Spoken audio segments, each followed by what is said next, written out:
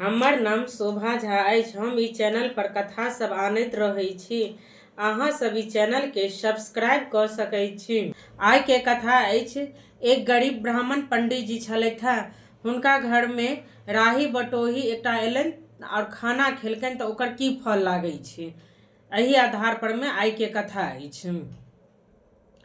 तो एकटा गरीब पंडित जी छलथि है, तो ओ अपन सब काज ताज कऽ कऽ जे रहलनि खाना से खाइ छलथि है। सब दिन पहले ओ खा लै छलथि है गरीब पंडित जी, आ ओहिके बाद हुनकर धर्मपत्नी खाइ छलखिन हैं। तो एनाही सब दिन जजमानी कऽ कऽ अबै छलथि है और एनाही काज करैत रहै छलथि है। तो एक दिन फिर पंडित गिरी कऽ कऽ सब काज कऽ के अयलथि तऽ अपन धर्मपत्नी के कहलखिन खाना दिअ आ खाना खायब हम। तो हुनकर पत्नी जे परोस कऽ रखने छलखिन हैं तऽ खाना हुनका देलखिन खाय के लेल। ताबते में एगो राही बटोही एलखिन, घरवैया छी यौ, घरवैया छी, तऽ हमरा भूख लागल अछि। तऽ आब ओ खेबे करितथिन, थारी पर में बैसबे करितथिन, ताबत में गरीब बटोही आबि गेलखिन आदमी। तऽ गरीब बटोही जे एलखिन आदमी तऽ हुनका दऽ देलखिन ओ थारी खाय के लेल, जे अहीं खा लिअ ई खाना। तऽ ओ खाय लए बैस गेलखिन। तखन ओ फेर आदमी गरीब पंडित जी जे छलखिन हैं तऽ घर गेलथि। कनिया के कहलखिन कि सुनू ना और किछो छै तऽ कनि हुनका और दैतियनि खाय के लेल, बुझाय भूख हुनका लागल छनि। तऽ घर में दुएटा रोटी छलैया और रोटी नहीं छलैया ज्यादा। ओहो राही बटोही सुनै छलथि है जे की कहै छै, तऽ कहलखिन कि दुएटा रोटी आबै छै। तऽ कहलखिन लाउ ने, दियौ ने, केओ एबाक चाही तऽ ओकरा भरि पेट खाना देबाक चाही, आधा अधूरा नहीं खेबाक चाही। तऽ हमरो से ज्यादा भूख लागल हेतनि तखने ने ओ मांगि रहल छथि खाना, हुनका अहाँ दियौन खाना। कहलखिन ठीक छै। तो राहियो बटोही सुनै छलथि है। तऽ कहलखिन कि जखने रोटी लऽ कऽ गेलखिन, कहलखिन कि रोटी लिअ और खाना खाओ, अहाँ पेट भरि कऽ खाना खाओ, कोनो दिक्कत नहीं छै। तो राही बटोही कहलखिन कि नहीं नहीं नहीं, हमरा पेट भरि गेल अछि, हम बहुत खा लेलहुँ, मोन आब हमर तिरपित भऽ गेल, आब हम खाना नहीं खा सकै छी, भऽ गेल। तऽ नहीं नहीं नहीं और लिअ और लिअ, तऽ नहीं नहीं नहीं और लिअ। तऽ एकटा रोटी तहन जबरदस्ती हुनका देलखिन तऽ ओ एकटा रोटी खा लेलथि।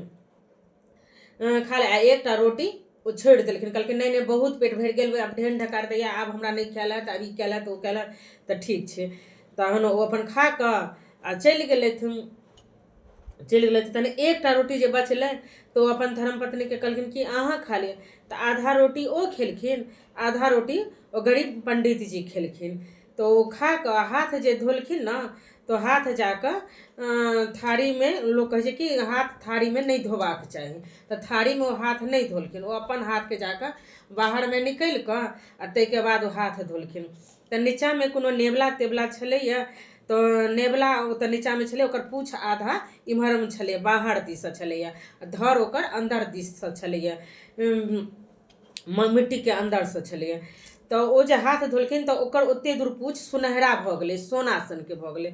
नेबला के बड़ा आश्चर्य लगलै जे हमर पूछ सुनहरा भऽ गेल, सोना सन के भऽ गेल। तो ओ फिर गरीब पंडित जी के कहलखिन कि अहाँ एक बार और हाथ धोइयौ न, से हमर देखियौ ई पूछ सोना के भऽ गेलै, सुनहरा भऽ गेलै, कते सुंदर लागै छै। कहलखिन कि हमरा भऽ गेल, हमरा हाथ धोल भऽ गेल, आब हम नहीं धो सकै छी। आब किछु दिन के बाद एक राजा छथि गाँव में, ओहि राजा के नाम छनि युधिष्ठिर। अहाँ ओतऽ जाकऽ सब खाना खेते न, ओ यज्ञ करै छथि, तऽ खाना जे खेते तऽ बाहर में सब हाथ धोत, तऽ अहाँ ओतऽ चलि जायब, आ जे केओ हाथ धोत तऽ अहाँके फेर देह जे आधा बचि गेल अछि से सुनहरा भऽ जायत। ओ नेबला के कहलखिन पंडित जी। तऽ नेबला सोचलक ठीके छै। तऽ युधिष्ठिर घर में बड़का भारी यज्ञ भेल छलै, तऽ सोचलक जे आइ तऽ सब खाना खायत, तऽ जाइ छी जतऽ सब हाथ धोत ततऽ हम जाकऽ बैस रहै छी, ताकि हमर जे आधा शरीर अइ तऽ ओ पूरा शरीर भऽ जायत। आ नेबला के कहलखिन गरीब पंडित जी, तखने हुनकर यज्ञ के फल पूरा हेतनि, जहन अहाँके ई देह पूरा सोना के सुनहरा भऽ जायत तखन। तऽ ओ अपन जाकऽ ओहिठाम बैस गेलथि। जहन यज्ञ भऽ गेलनि, बहुत ब्राह्मण सब खेलथि आ हाथ धोलथि, तऽ सब ब्राह्मण जहन खा कऽ चलि गेलखिन, तहन कहलखिन कि युधिष्ठिर और हुनकर भाई सब, अर्जुन सब, चलू यज्ञ संपन्न भऽ गेल, पूरा भऽ गेल, पार लागि गेल कहुना कऽ। तखन नेबला कहलखिन कि बाहर निकल कऽ पार केना लागि गेल, अहाँके यज्ञ पूरा नहीं भेल, हमर देह सोनाके भेबे नहीं कल, सुनहरा भेबे नहीं कल, और अहाँ कहै छी यज्ञ भऽ गेल। एते हम पुण्य केलहुँ हैं, एते दान केलहुँ हैं, और अहाँ कहै छियै जे हमरा ई दान पुण्य नहीं लागल, हम जे एते बड़का यज्ञ केलियै, एते पूरा सब गाम के जे खुएलियै, तो हमरा दान नहीं लागल है, पुण्य नहीं लागल, तो बिल्कुल नहीं लागल है। जाबे तक हमर शरीर ई सोना के नहीं हैत, सुनहरा नहीं हैत, ताबे तक अहाँ के नहीं हैत। देखियो एगो गरीब पंडित जी छलथि हैं, हुनका घर में खाना खेलखिन एक आदमी मात्र, आ ओ खाना खा लेलखिन, ताहिके बाद जे ओ खाना खेलखिन आ हाथ जे धोलखिन तऽ हमर ई आधा शरीर सोना सुनहरा के भऽ गेल।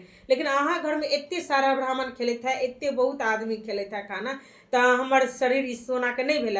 वह गरीब पंडित जी हमरा कहने छथि, हुनके ओतऽ अहाँके देह सोना सुनहरा के हैत, तहने अहाँके एकर फल पूरा, मतलब हुनकर फल पूरा हेतनि, यज्ञ के पूरा हेतनि। तऽ अहाँके जाबे तक क्यों नहीं खाए वाला बचले, क्यों नहीं बचले, तहन कृष्ण भगवान छलखिन हैं, कृष्ण भगवान मुस्कुराए छलखिन चुपे चापे। ई तऽ सहिए बजैया, कोनो गलत नहीं बजैया, जे गरीब पंडित जी छलथि हैं भूखल पेट रहि कऽ दोसर के खाना खुएलखिन, ओ अपन पेट के, लेकिन अहाँके तते भर भंडार अछि सब किछु, अहाँ खुएली तऽ कोन बड़का बात, ओ तऽ अपन पेट काटि कऽ खुएलकै खाना, ताहि दुआरे अहाँ ओ एके आदमी के खाना खुएलकै तऽ ओकरा पूरा अश्वमेघ यज्ञ के फल भेलै, अहाँ तऽ एते आदमी के खुएलियै। तब माधव की हमरा चूक भऽ गेल, कोन गलती भऽ गेल जे एते आदमी खेला के बादो नेबला के देह सुनहरा नहीं भेलै, की बात छै। आ तऽ एक जंगल बीचे एगो साधु महात्मा छथि आ भूखले छथि, ओ खेता तहने ई नेबला के देह सुनहरा हेतै। तहन साधु महात्मा के बजायल गेल, ओ खेललथि, फेर ओ हाथ जे धोलखिन, जखने ओ हाथ धेलखिन तऽ हुनकर देह सुनहरा के भऽ गेलनि नेबला के, तखन हुनकर देह सुनहरा जहने भेलनि सोना के, तहन हुनकर यज्ञ के फल पूरा भेलनि। कोनो भूखले आदमी के खाना खुएला से तखने ओकर धर्म पुण्य काम लागै छै। अगर केओ खाना बहुत खेनहे अछि, ओकरा बार बार अहाँ खुआ रहल छी, दऽ रहल छी, तऽ ओते कद्र नहीं हैत, लेकिन भूखल आदमी के अहाँ खुएलहुँ तऽ ओकर बहुत ज्यादा कद्र भेल। ई कहानी और ई कथा से यह सीख भेटल जे अहाँ देखियो के आदमी समृद्ध अछि आ के आदमी नहीं समृद्ध अछि, तो ओहि आदमी के देख कऽ अहाँ ओकरा दान पुण्य सब किछु करबै तऽ अहाँके तुरंत के तुरंत ओकर फल अहाँके लागि जायत। जय मिथिला, जय मैथिली।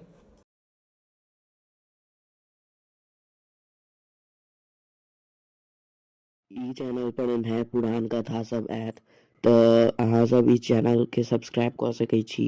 रोमांचक कथा एवं भगवान के कथा एवं सीख देबऽ वाला कथा और पुरान कथा के सुनक खातिर। जय मिथिला, जय मैथिली।